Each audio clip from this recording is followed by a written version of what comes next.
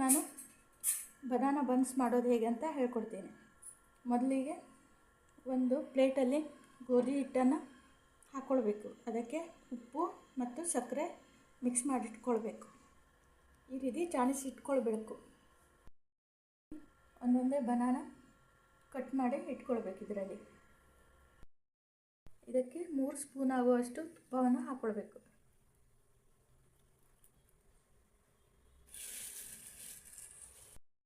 ಇದಕ್ಕೆ ಸ್ವಲ್ಪ ಮೊಸರು ಹಾಕಿ ಕಲಿಸ್ಕೊಂಡ್ರೆ ಆಯಿತು.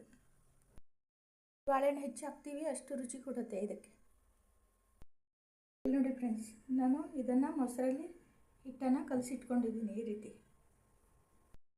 ಕಡಾಯಿಯಲ್ಲಿ ಎಣ್ಣೆಯನ್ನು ಹಾಕಿಟ್ಕೊಳ್ಬೇಕು. ಈ ರೀತಿ ನಂತರ ಒಂದೊಂದೇ ಲಟಾಯಿಸಬೇಕು.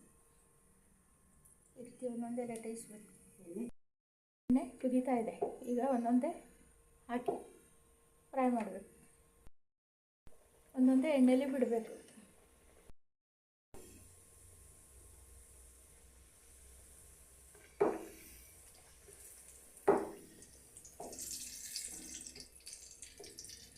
ಈ ರೀತಿ ಉಬ್ಬಬೇಕು. ಆವಾಗ ಬನ್ಸ್ ರೆಡಿ ಆಗುತ್ತೆ.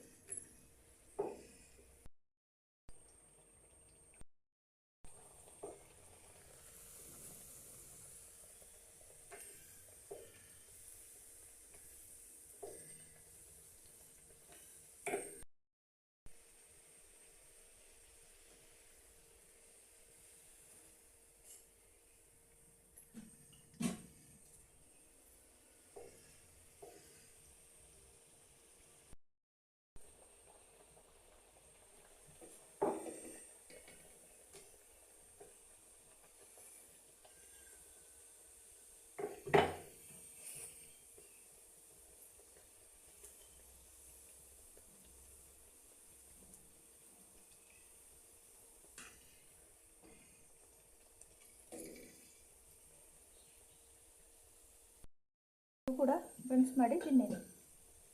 ರುಚಿಯಾಗಿರುತ್ತೆ. ಇದು ಹಣ್ಣಾಗಿರೋ ಬನಾನಾಯಿಂದ ಮಾಡಿರೋದು.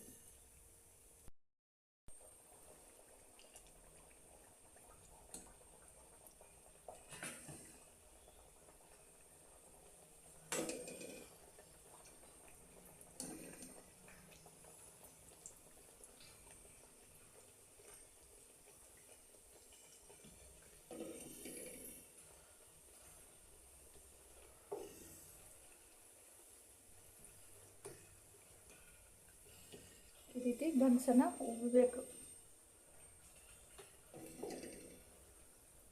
ಉಬ್ಬೋ ತನಕ ಈ ರೀತಿ ಸುಡಬೇಕು.